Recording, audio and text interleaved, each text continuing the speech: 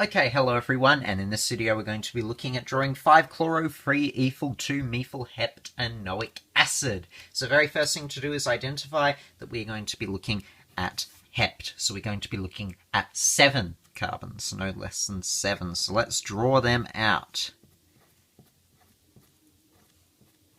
7 carbons. Excellent. So now what we want to do is we want to look at the next part, and it's always good to look at the functional group on the end there, the enoic acid. Now, because we've actually got a carboxylic acid group, we know that the actual acid must be carbon 1. So we'll go from this end, and this can be carbon 1. But the acid is always attached to carbon 1.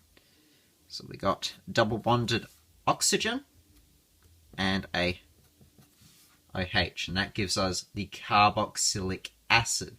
Now the next part, which is the 2-methyl part, which we can see here, means that there is a methyl branch attached to the second carbon. So we know that the second carbon is this fella here, so we can attach a methyl branch, and methyl is just simple CH3. Okay, so now we've also got free ethyl, and as you can see, we're just identifying functional groups here. And free, funny enough, it's the next carbon along. So free ethyl, we're going to be looking at this carbon here. And I'll just go down here, just so we've got lots of space, and that's a CH2 and then a CH3. That's what an ethyl functional group looks like. And then we got 5-chloro. And that basically means that we have a chlorine stuck to our carbon 5. So we know carbon 1's here, carbon 2, 3, 4, 5. And we can draw a chlorine molecule on there. I'll just make that look a bit more like an L so you don't get confused with C1. And now what we do is we just make sure that carbon bonds in 4 ways. So we've got 4 bonds there. Yes, that's all good. We've got 1, 2, 3 bonds there, so we can add an extra hydrogen in there. We've got extra hydrogen there. Hydrogens all around, and we have successfully drawn that molecule by evaluating all of the functional groups. Hopefully you enjoyed this video.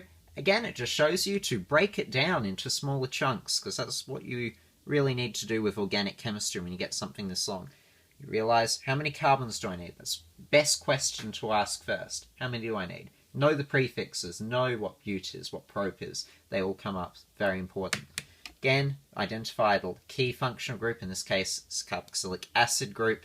And again, that's important because we know that that must always be attached to our carbon 1 there. Furthermore, basically identify branches as well, and also put them relative to the appropriate carbons. That's all for this video.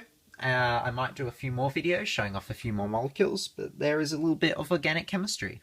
Leave comments down below.